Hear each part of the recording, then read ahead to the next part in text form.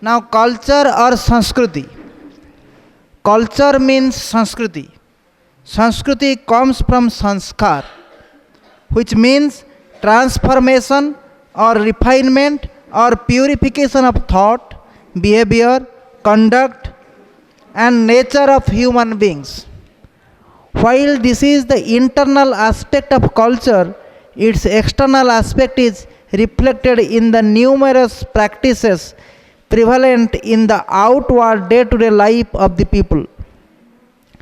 Culture can be said to be comprised of certain specific principles, values, beliefs, faiths, as well as some practices, observances, rites, rituals, festivals, ceremonies, provisions, arrangements, customs, traditions, which the human beings inhabiting in a particular geographical area have been applying and adopting in different spheres of their day to day life upon the earth plane.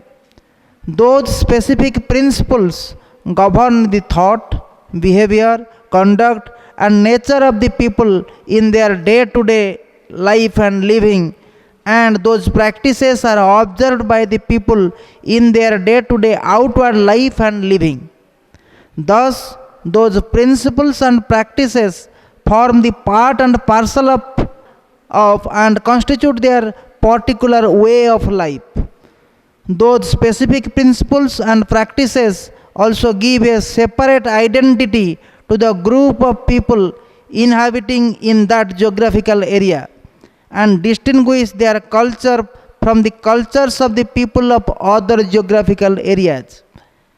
Before we discuss further on this topic, it is very pertinent to note here that Indian culture or Bharatiya Sanskriti refers to the composite culture of thousands and one distinct and unique cultures of various sections of people belonging to different localities, states, union territories, nationalities, religions, communities, castes, creeds, colors, classes, sections, etc. of the vast, diverse, and pluralistic country.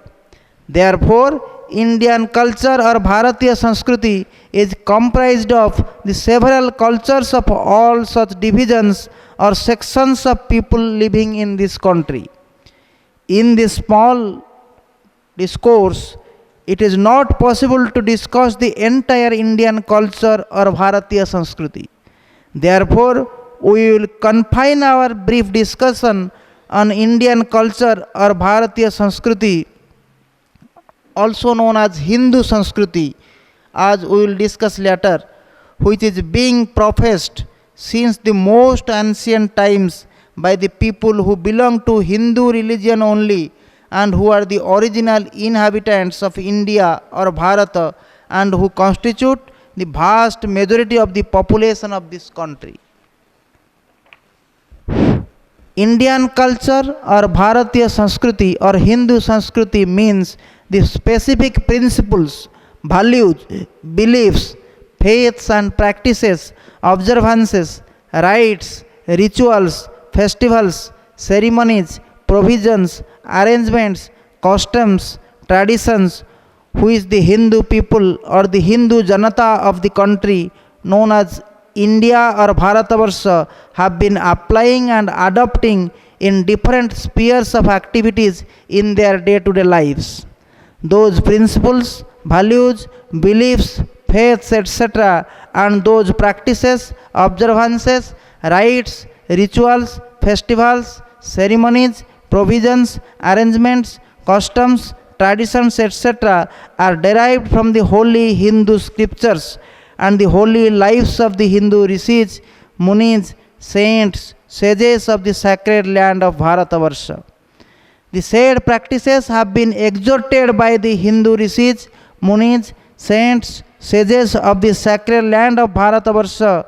After examining those practices from the spiritual, religious, philosophical, social, scientific, rational angles, and after applying those in their day to day personal lives, and after finding those practices as most worthy and most beneficial in human life.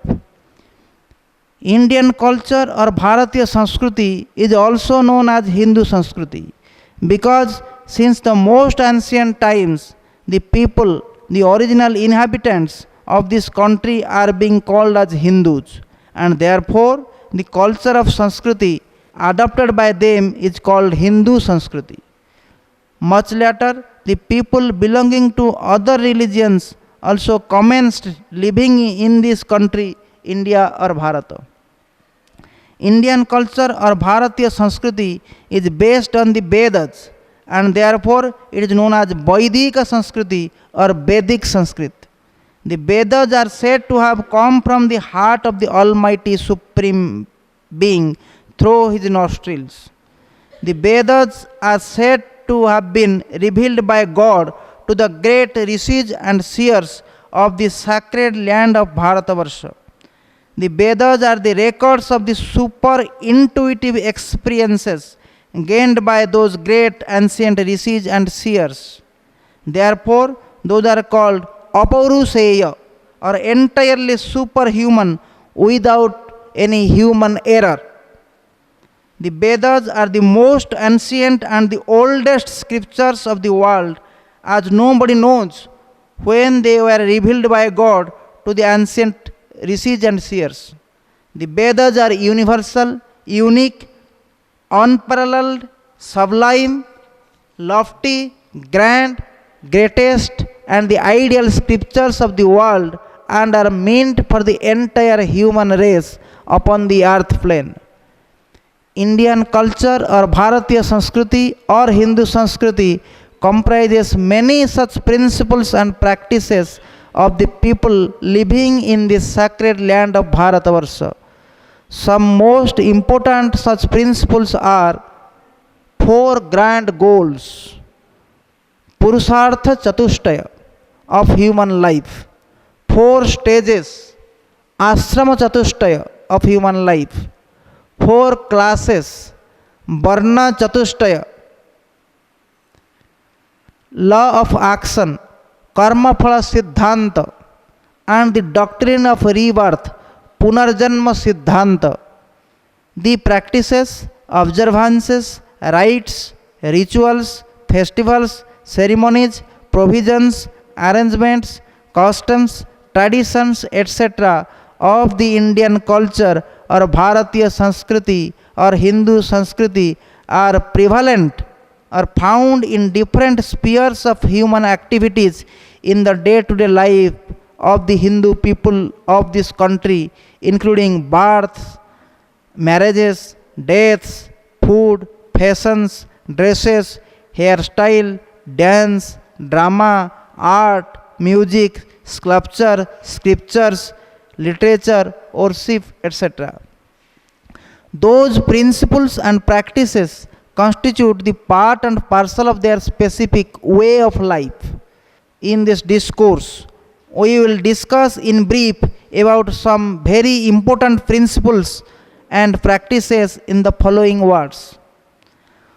One important principle of Indian culture or Bharatiya Sanskriti or Hindu Sanskriti is the principle of four grand goals, Purushartha Chatushtaya of human life. Those are dharma or ethical value, artha or economic value, kama or vital value, and moksha or spiritual value. The first principle or grand goal of human life is dharma or ethical value. Dharma generally means performance of one's prescribed duties, keeping in view his nature or varna and stage, ashrama, in life. Dharma is also generally stated as righteousness expressed in the day-to-day conduct in human life. Further, dharma means ethical values like truthfulness, non-violence, purity, honesty, love, compassion, forgiveness, tolerance, selflessness, brotherhood, etc. These values are said to be the essentials or the internal aspect of dharma. These values are common human values and are universal in nature, meant to be practiced by all human beings upon this earth plane, irrespective of their religion, nationality, caste, creed, faith, and belief. Dharma also means different practices, observances, customs, traditions, rites, rituals, ceremonies, festivals, methods of worship of God, etc., which the people belonging to various dharmas or religions have adopted in their day to day lives. These practices are said to be the non essentials or the external aspect of dharma. These practices are different in different dharmas or religions, faiths, beliefs, castes, creeds, sects, nations, etc., of the world, and are meant to be practiced by the respective followers of different dharmas or religions of the world. These differences are due to, as our saints and sages say, different types of aptitudes, temperaments, capacities, etc., of different human beings, and also different social needs and cultural traditions of different sections of people in different historical times and in different geographical areas in different parts of the world. Dharma is also said by our saints and sages to be the relationship amongst human beings, the world, and God, the Creator. Dharma is regarded as the first, foremost, foundational, and basic value in human life. This is also the primary value or primary grand goal of ideal human life. Dharma is indispensable in human life. The second principle or grand goal of human life is artha or economic value. Artha means earning of money and acquiring of material wealth.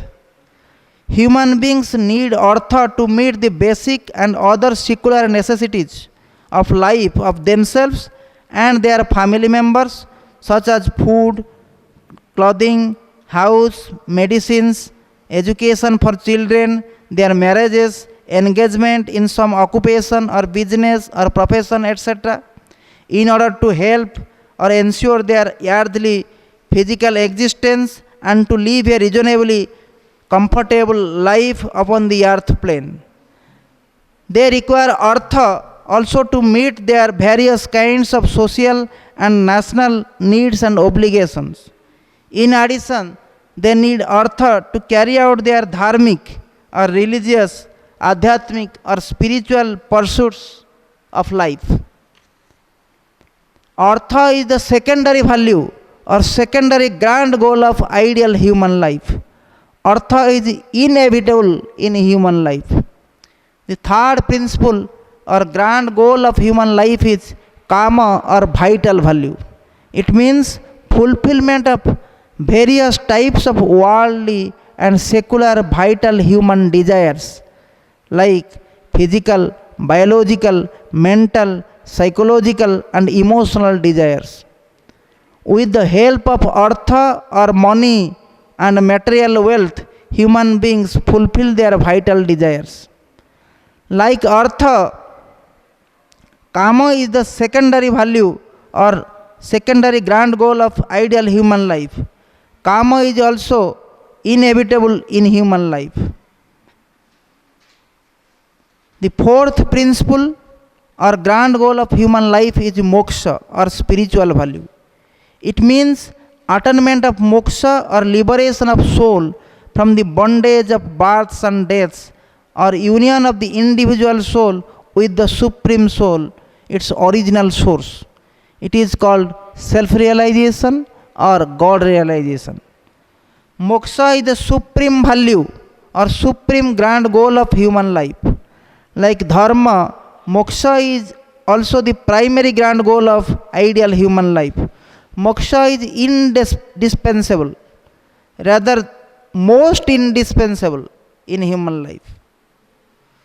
Next, let us discuss in brief about the principle of four stages, ashrama chatushtaya of human life. Those are brahmacharya ashrama or student life, grihastha ashrama or householder's life, vanaprastha ashrama or retired life, and sannyasa ashrama or renounced life. The first stage of human life is brahmacharya ashrama or student life. Student life and youth period is extremely precious because during this period the human mind remains in a very tender and impressionable state, and therefore this stage is very conducive for building one's life. During this stage, one equips himself with all that is necessary in order to live the next three stages of human life successfully, happily, and peacefully. During this stage, he builds his life by laying the foundation properly and strongly with good physical health, powerful mind, noble character, and ethical conduct, and simultaneously living a life of utmost celibacy or brahmacharya. He also builds the superstructure of his future life completely, properly, strongly, and nicely with adherence to righteousness or ethical standard, acquiring of money and material wealth, fulfillment of vital worldly desires, and attainment of liberation of soul from the bondage of births and deaths for living a successful human life. That is, for living the human life economically, prosperously, as well as spiritually, happily, and peacefully. The second stage of life is grihastha ashrama or householder's life. Having built a proper and strong foundation of life during the student life and youth period, the students get married and enter into householder's life. During such life, the householders procreate children in order to keep up their lineage and fulfill the divine wish of Lord Brahma, the creator. That is, continuing the creation. They earn money and acquire material wealth in order to meet their day-to-day basic and other secular necessities of the earthly life of themselves and their family members, such as food, clothing, house, medicines, education of children, their marriages, engagement in some occupation, business, vocation, profession, etc., in order to ensure their physical existence and to live a reasonably comfortable life upon the earth plane, meet their various kinds of family, social, and national needs, duties, responsibilities, and obligations, carry out their dharmic, that is religious, and adhyatmic or spiritual pursuits in life, etc. During grihastha ashram or householder's life, they also perform their duties and responsibilities towards the people belonging to other three ashramas, that is brahmacharya ashrama, vanaprastha ashrama, and sannyasa ashrama. The third stage of life is vanaprastha ashrama or retired life. Having fulfilled the duties of the householder's life as stated, raising children, arranging their education, making them capable of standing on their own legs, and finishing their marriage and householders and finishing their marriages, the householders take retirement from their professional life as well as family life and lead a retired life. With enough leisure time and vast professional experience and expertise, they render selfless service or paropakara to the people of the society during this stage. Also, the husbands and wives gradually start remaining away from their family life, and they together start devoting their time for pilgrimage, study, prayer, meditation, etc. Thus, they start preparing themselves for the last journey. Then they start getting detached from the secular life and attached to the spiritual life. This stage is thus a preparation for the fourth and the last stage of human life.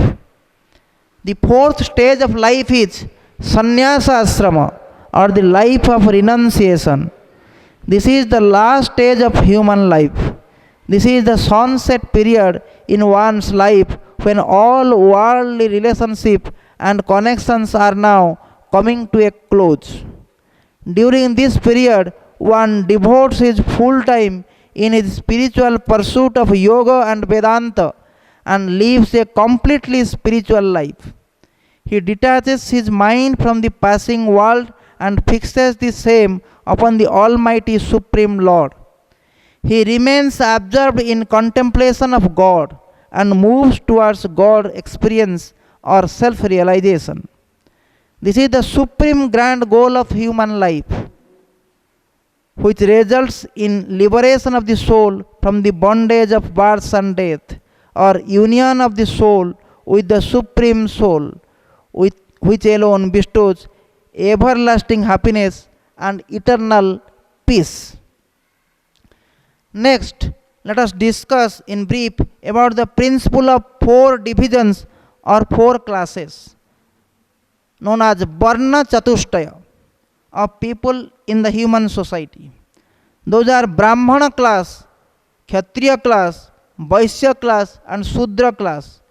In this connection, it is most significant to note here that correct meaning and the correct interpretation of the Sanskrit word Varna is said here to be division or class or shreni of people in the human society according to one's nature or aptitude or swabhava or quality or guna, and duty or conduct or kind of work or karma, but not caste or jati of people in the society according to one's birth. It is said by the saints and sages to be division of work of people in the society. It is also said by the saints and sages to be classification of people, but not castification of people.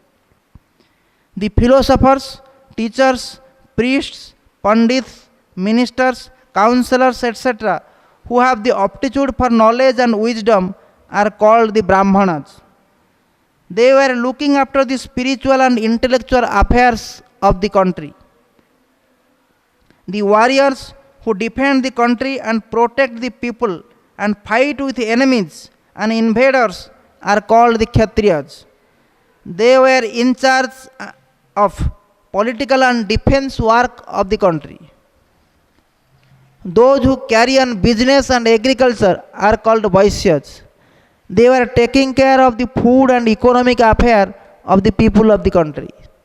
The others who serve the said three classes of people are called the Sudras. They were doing the menial works in the society. This principle has its origin in the Vedas, the most ancient scripture of human race in the world, known as Purusha Sukta of the Rig Veda. There is a reference to the four classes of the people in the human society. It is described there that the Brahmanas came out from the face of the Lord, the Creator, the Kshatriyas from his arms, the Vaishyas from his thighs, and the Sudras from his feet. Also, Lord Krishna states in the Bhagavad Gita that the four Varnas were emanated by me, by the different distribution of qualities and actions. Know me to be the author of them, though the actionless and inexhaustible. Chapter 4, verse number 13. Lord Krishna also states in the Bhagavad Gita in chapter 18 the three qualities born of nature and the duties performed by the four classes of people to their nature or swabhava as under. There is no being on earth or again in heaven among the gods that is liberated from the three qualities born of nature. In chapter 8, it's the 18th verse number 40. Of Brahmanas, Kshatriyas and Vaisyas and also of Sudras, O Arjuna, the duties are distributed according to the qualities born of their own nature. In Bhagavad Gita, chapter 18th, verse number 41.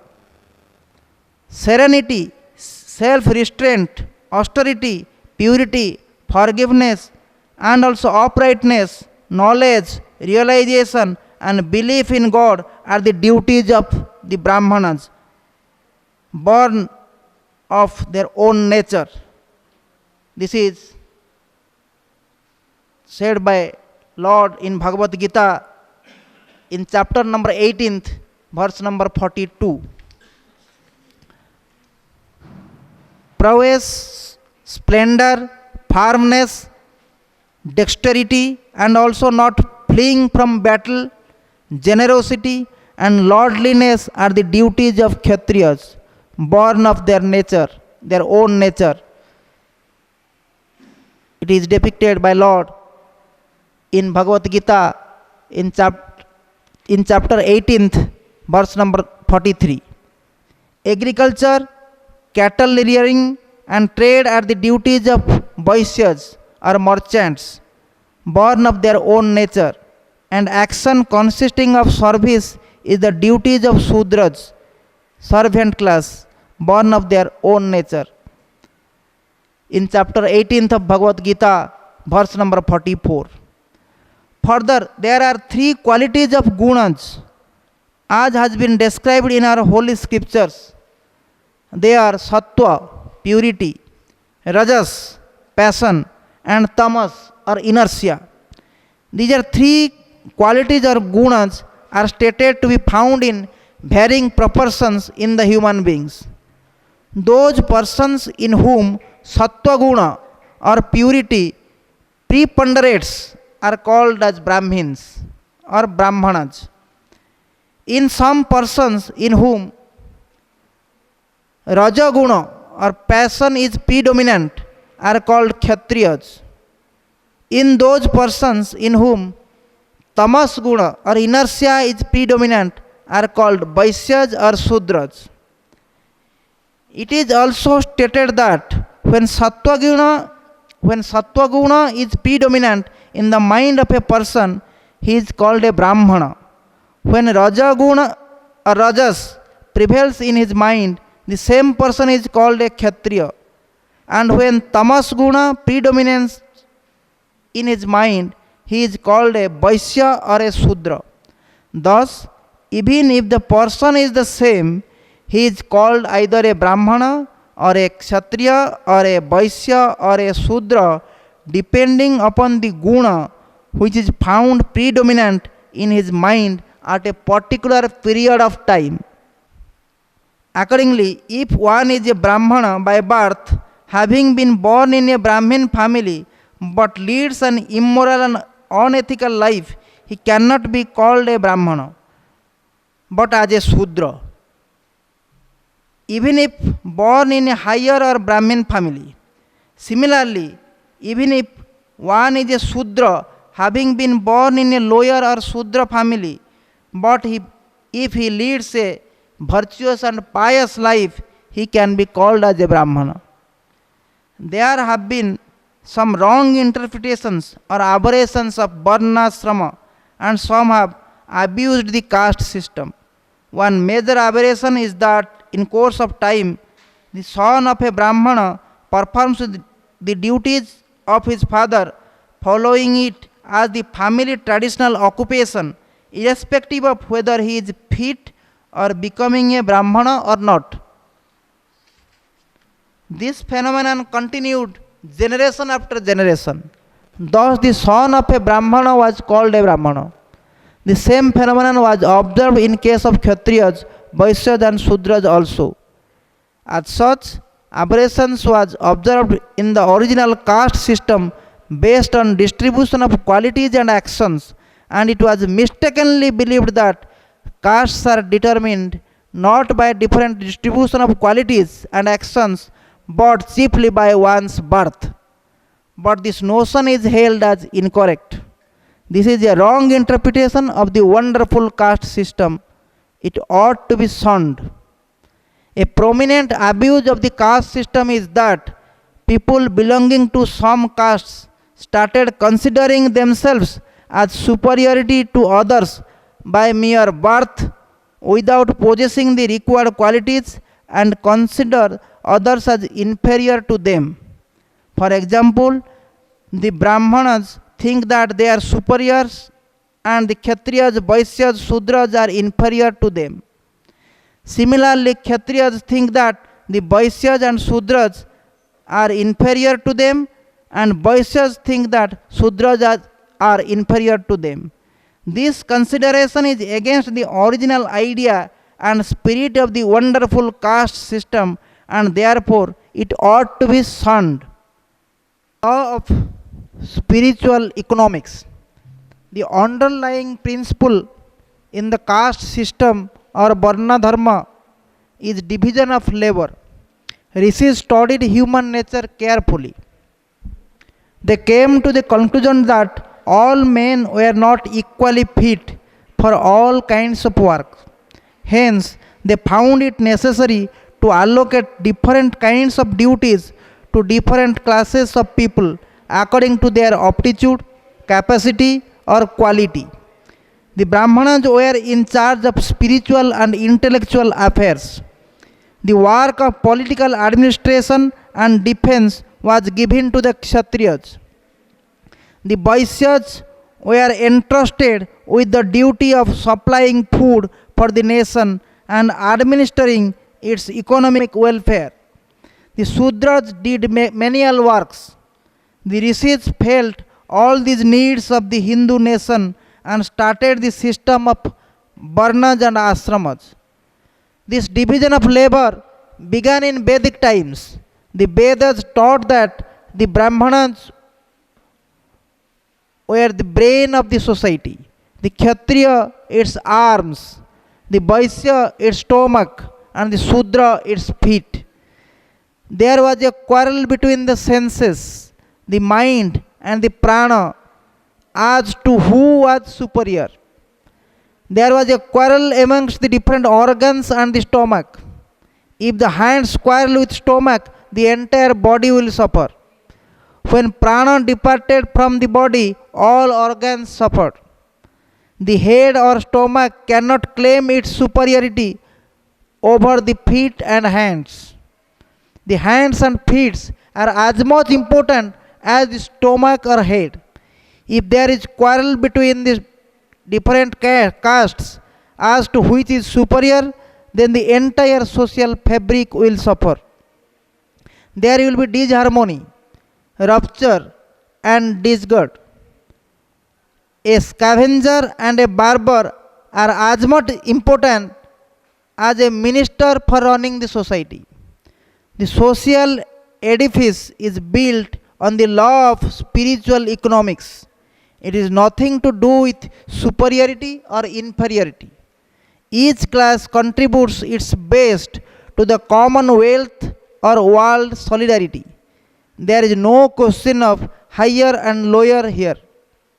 Swami Sivananda Saraswati also says that in the West and in the whole world also there is Varnasrama. Though it is not rigidly observed there, some Western philosophers have made a division of three classes. Those are philosophers, warriors, and masses. The philosophers correspond to the Brahmanas, warriors to Kshatriyas, and the masses to Vaishyas and Sudras. The system is indispensable to keep the society in a state of perfect harmony and order. Swami Sivananda Saraswati further says that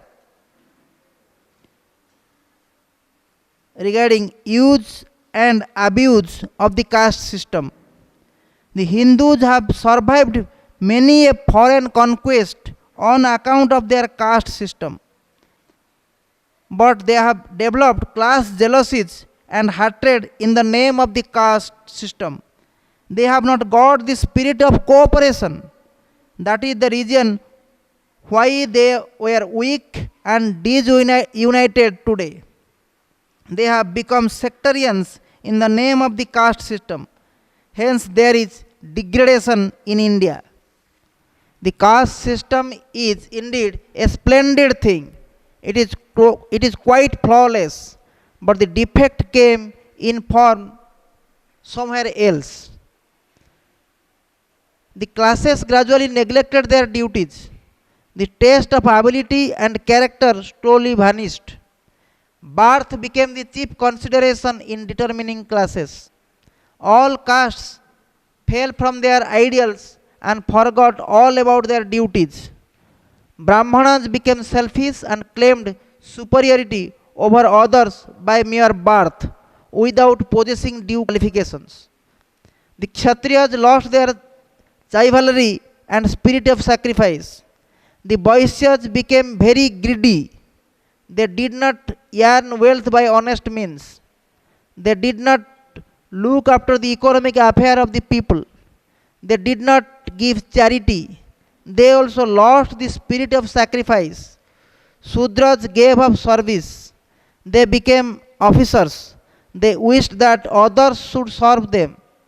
The greed and pride of man have created discord and disharmony. There is nothing wrong in Varnashrama. It is arrogance and haughtiness in man that these have brought troubles. Man or the little jiva is imperfect. He is full of defects. He is simply waiting for claiming superiority over others. The Brahmana thinks that the other three castes are inferior to him. The Kshatriya thinks that the Vaishya and Sudra are inferior to him. A rich Sudra thinks that he is superior to a poor Brahmana or poor Kshatriya or poor Vaishya. At the present moment, the Varnashrama system exists in name only. It has to be rebuilt properly. Brahmanas, Kshatriyas, Vaishyas and Sudras who have fallen from their ideals and who are not doing their respective duties must do their respective duties properly. They must be educated on right lines. They must raise themselves to their original lofty level. The sectarian spirit must die. They should develop a new understanding height of love and devotion with a spirit of cooperation, sacrifice and service. Next, let us discuss in brief about the principle of four spiritual qualifications, sadhana chatushtaya, which one must acquire in order to enter into the spiritual pursuit for realization of the Supreme Being. Those are viveka or discrimination, vairagya or dispassion, sat sampat or sixfold virtues, and mumukshutva, strong yearning for liberation.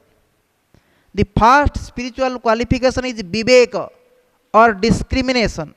It means exercising of our intelligence for our own good and welfare. That is discrimination between righteousness, dharma, and unrighteousness or adharma. Truth, sat, or untruth, asat. Permanent, nitya, or and temporary or anitya. Self or atma and non-self or anatma.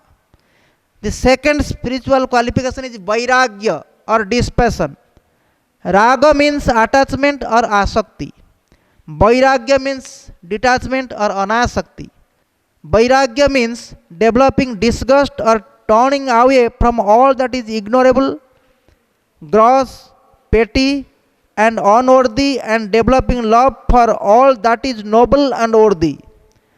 Vairagya means detachment towards the former and attachment towards the latter. The spiritual qualification is sat sampat or six virtues. Those are number one, sama, mental control and discipline. Practice of sama leads to control of the five jnanendriyas, organs of knowledge. Those are ears, skin, eyes, tongue and nose. Second, Dhamma, restraint of senses. Practice of Dhamma leads to control of the five karma indriyas, organs of action. Those are speech, hand, feet, genitals and anus. Third, Uparati.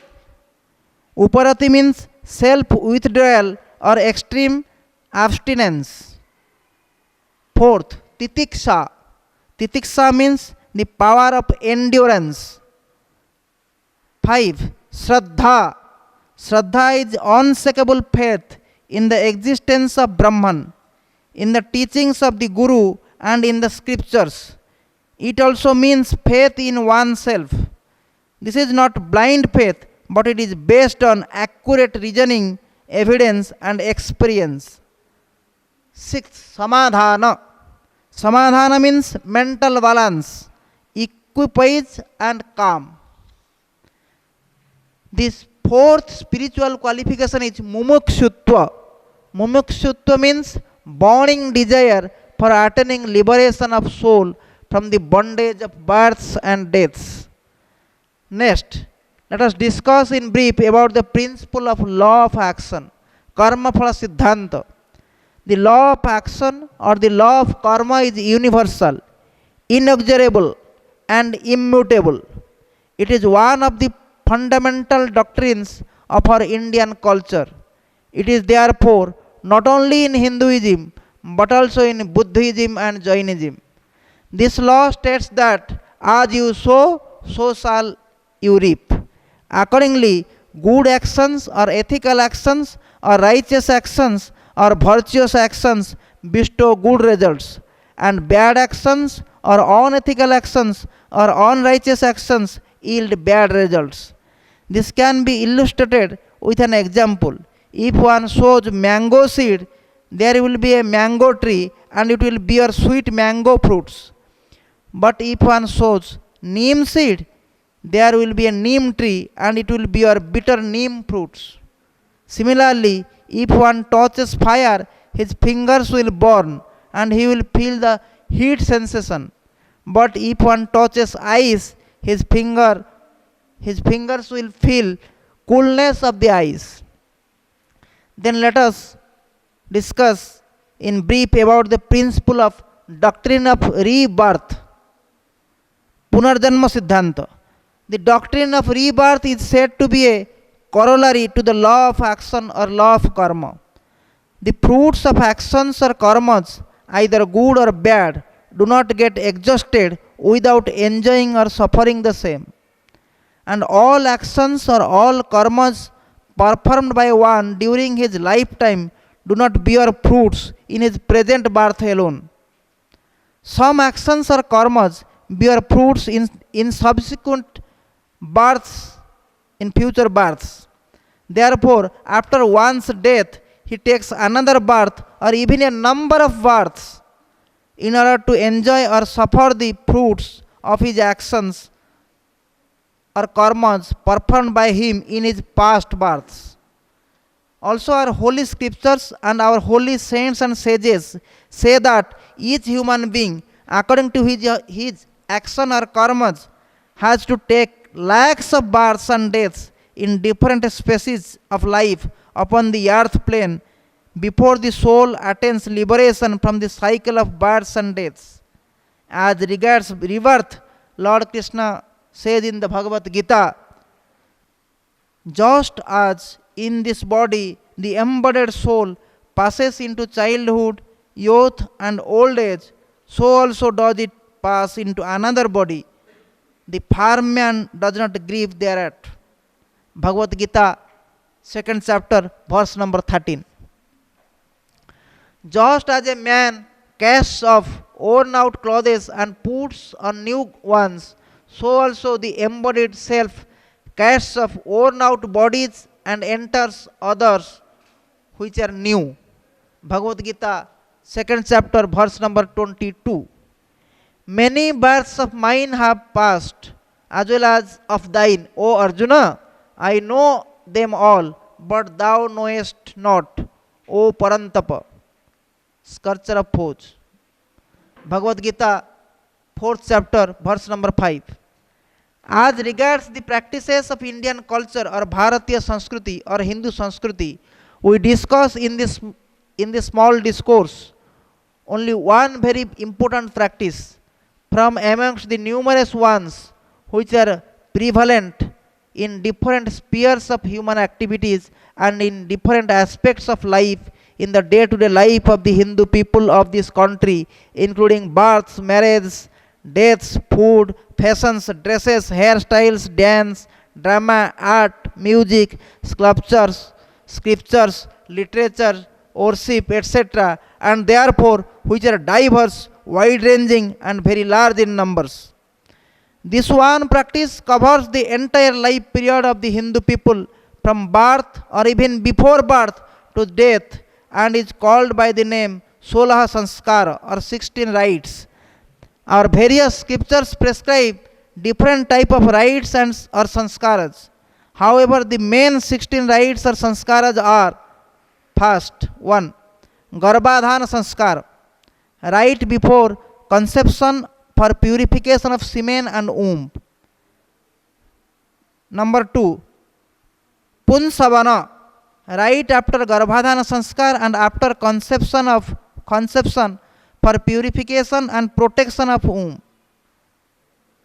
Number 3. Simantonnayana Sanskar, right for physical and mental health of the child inside the womb. Number 4. Jatakarma Sanskar, right after child's birth for removal of the ill effects of the liquid food taken from the mother while remaining inside her womb and for good health of the child and the mother. Number 5. Namakarana Sanskar, right after the birth of the child for giving a name for increase in lifespan and radiance or teja and for acquiring success in laukika vyavahara or day-to-day dealings. Number 6. Niskramana Sanskar, right for bringing the child to outside for seeing the sun. 7. Annaprasana Sanskar, right for feeding the child with corn or solid food. 8. Chudakarma Sanskar, right for cutting the hair from the child's head for increase in strength, lifespan and radiance or tejas of the child. 9. Akshara Arambha Sanskar or Vidyarambha Sanskar, right for commencing education of the child. 10. The Upanayana Sanskar, right before commencement of study of child under a teacher by wearing the sacred thread or Jagyopavita for making him fit for study. 11. Kesanta Sanskar, right for shaving of the child's hair. 12. Samavartana Sanskar, right for termination of the student's celibate life after completion of study and for returning to home for entering into householder's life. 13. Vivaha Sanskar, marriage right for entering into household life. 14. Banaprastha Sanskar, right for commencement for forest dwelling. 15. Paribrajya Sanskar, right for complete renunciation of worldly connections and living the renounced life. 16th. Antyeshti Sanskar, death right for peace of the departed soul.